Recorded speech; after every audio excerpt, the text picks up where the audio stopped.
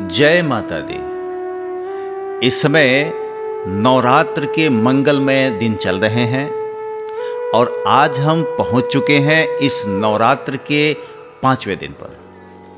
नवरात्रि के 5वें दिन माता स्कंद माता की पूजा की जाती है। देवी स्कंद माता अपने नाम के अनुसार कार्तिकेय की माता के रूप में पूजनीय हैं।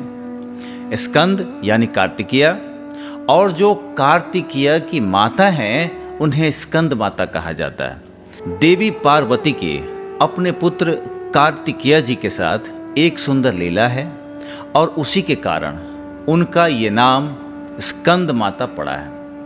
और आज के नवरात्र के 5वें दिन हम देवी स्कंद माता की कथा सुनेंगे। और अगर आप पाठ कर रहे हैं नवरात्रि का, तो मैंने अपने चैनल पे हर दिन के पाठ का अलग अलग वीडियो बनाकर अपलोड कर दिया है। अगर आप पढ़ना नहीं चाहते या समय का अभाव है तो हमारे चैनल पे जाके पूरे पाठ का श्रवण कर सकते हैं। तो चलिए आज के 5वें दिन की देवी स्कंद माता की कथा का श्रवण करते हैं। आज की कथा हम प्रारंभ करते हैं। एक समय की बात है, ब्रह्मांड में तारकासुर नामक राक्षस से भयंकर तबाही मच गई थी। उसे भगवान ब्रह्मा से वरदान प्राप्त था कि उसका वध महादेव और उनकी पत्नी से उत्पन्न होने वाले संतान के द्वारा ही हो सकती है। तारकासुर इस बात से भली भांति परिचित था कि महादेव तो योगी और तपस्वी हैं, इसलिए वे कभी भी विवाह नहीं करेंगे, तो उनके संतान होने की प्रश्न उत्पन्न नहीं होता। इसलिए अपने शक्ति के मिथ्या अहंकार में आकर तारकासुर ने सभी देवी देवताओं को परास्त करके स्वर्ग पर अतिक्रमण कर लिया। जब देवी सती ने भगवान शिव से विवाह किया तो देवताओं को यह उम्मीद जगी कि अब उनकी संतान से तारकासुर का समूल विनाश हो पाएगा। लेकिन जैसा कि हम सब जानते हैं, देवी सती ने अपने पिता दक्ष के यज्ञ में अपने प्राण त्याग दिए थे और फिर एक बार सभी देवता निराश हो चुके थे। लेकिन भगवान की दिव्य और अनोखी लीला अभी समाप्त नहीं हुई थी। देवी सती ने फिर एक बार जन्म लिया और इस बार पर्वतराज हिमालय और उनकी पत्नी मैना के घर में जन्म ली। इसलिए उनका नाम पार्वती रखा गया। उनके विवाह योग्य हो जाने पर देवर्षि नारद ने देवी पार्वती से भगवान शिव को प्रसन्न करने के लिए तपस्या करने का अनुरोध किया, ताकि संपूर्ण ब्रह्मांड पे आई इस विपदा का कोई समाधान निकल सके। माता ने 3000 वर्ष तक तपस्या किया। उसके बाद महादेव प्रसन्न हुए और उन्होंने देवी पार्वती का पाणी ग्रहण किया। जैसा विधि का विधान था, देवी पार्वती और महादेव ने एक शक्तिशाली बीज को उत्पन्न किया जो आगे चलकर उनका पुत्र बनने वाले थे। महादेव और देवी पार्वती का ये पुत्र साधारण कैसे हो सकता है? तो यह बीज इतना शक्तिशाली और तेजस्वी था कि इसे संरक्षित करने का कार्यभार स्वयं अग्निदेव को सौंपा गया। लेकिन अग्निदेव भी उस शक्तिशाली बीज के प्रचंड तेज से असहज हो गए और उसे संभालने के प्रयास में वो निष्फल रहे।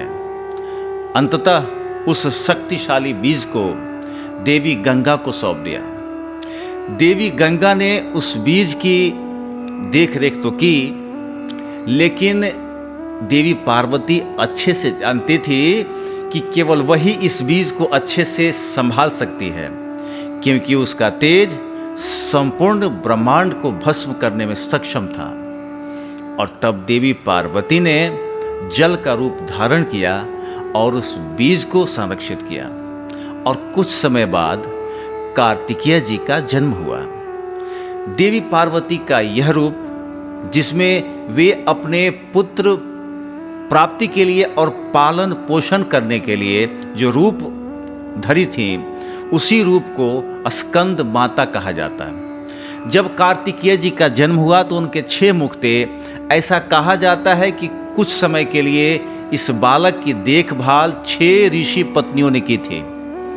अपने इन 6 माताओं के नाम के आधार पर ही इस बालक का नाम कार्तिकेय पड़ा। कार्तिकेय का जन्म जैसे देवताओं के लिए उम्मीद की एक नई किरण थी। जब कार्तिकेय बड़े हुए और जब सब प्रकार की विद्याओं में निपुण हो गए, तो देवताओं ने उन्हें अपना सेनापति बनाया। उन्होंने कार्तिकेय को अपने अस्त्र शस्त्र प्रदान किए और हर प्रकार से शक्तिशाली बनाया।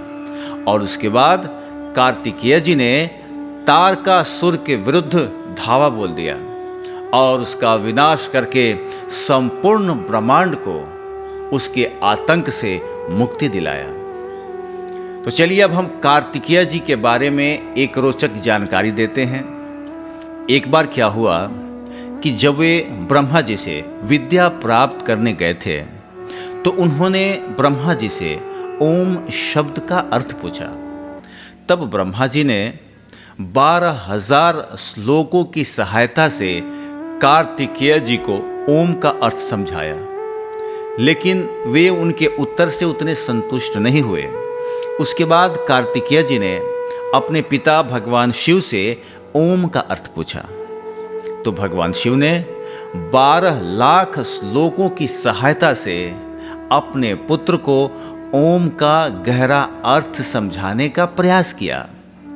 जब कार्तिकेय को ओम का अर्थ समझ में आ गया, तो उन्होंने स्वयं ओम की व्याख्या की। और जानते हैं कितने श्लोकों में? तो कार्तिकेय जी ने ओम की व्याख्या 12 करोड़ शब्दों में की थी। उनकी बुद्धिमत्ता और तेजस्विता के ऊपर प्रश्न उठाने का कोई प्रश्न ही नहीं उठता, क्योंकि वे स्वयं देवी पार्वती और भगवान शिव के पुत्र हैं। देवी स्कंद माता की 4 भुजाएं हैं, जिसमें से एक भुजा में वे कार्तिकेय को शिशु रूप में धारण करती हैं और 2 भुजाओं में कमल का पुष्प धारण करती हैं। उनका चौथा हाथ वर मुद्रा में। उनका स्वरूप अत्यंत सौम्य और ममतामयी है।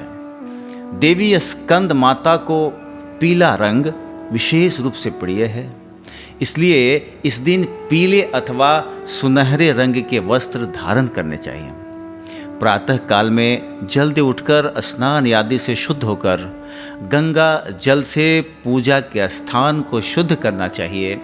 उसके पश्चात लकड़ी की चौकी पर पीला कपड़ा बिछाकर उस पर माता का विग्रह रूप या चित्र रखकर उनकी आराधना कर सकते हैं। उस दिन स्कंद माता का ध्यान करना चाहिए और पुस्तकों में बताए गए मंत्रों का उच्चारण करना चाहिए। भोग के लिए उन्हें पीले रंग के फल या फिर मिठाइयाँ अर्पित करनी चाहिए। माता को धनुष और बाण अर्पण करना भी शुभ माना गया है। ये जानकर आपको आश्चर्य होगा कि देवी स्कंद माता को समर्पित केवल 2 ही मंदिर हमारे भारत देश में हैं। एक है वाराणसी में और दूसरा है विदिशा में। मध्य प्रदेश के विदिशा में पुराने बस स्टैंड के पास माँ दुर्गा का विशाल मंदिर उपस्थित है। इस मंदिर की स्थापना साल 1998 में की गई थी। यहाँ पर माँ दुर्गा की स्कंद स्वरूप की पूजा अर्चना की जाती है। वहीं दूसरी ओर वाराणसी के जगतपुरा क्षेत्र के बागेश्वरी देवी मंदिर परिसर में माँ दुर्गा के 5वें स्वरूप यानी स्कंद माता का मंदिर स्थित है।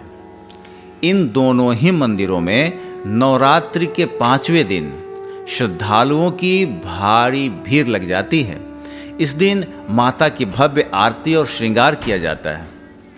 ऐसा कहा जाता है कि देवी स्कंद माता की दर्शन मात्र से श्रद्धालुओं के सभी पाप नष्ट हो जाते हैं। तो ये थी नवरात्र के 5वें दिन की देवी स्कंद माता की पौराणिक कथा। यह कथा आपको कैसे लगी, यह हमें कमेंट बॉक्स में कमेंट करके ज़रूर बताएंगे। और अभी तक अगर आपने हमारे चैनल निर्मल भक्ति सागर को सब्सक्राइब नहीं किया है तो कृपया करके इसे सब्सक्राइब कर लें, ताकि इस तरह की पौराणिक कथाएं हम आप तक पहुंचाते रहें। तो आज के इस 5वें दिन की कथा यहीं पे समाप्त की जा रही है। कल हम फिर मिलेंगे आपको 6ठे दिन की कथा के साथ।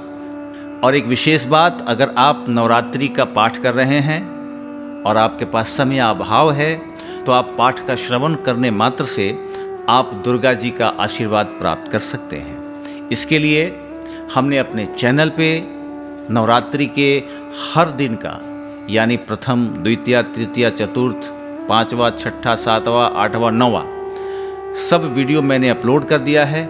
जब आपको समय मिले आप इन पाठ का श्रवण करें और देवी माता का आशीर्वाद नवरात्र में प्राप्त करें।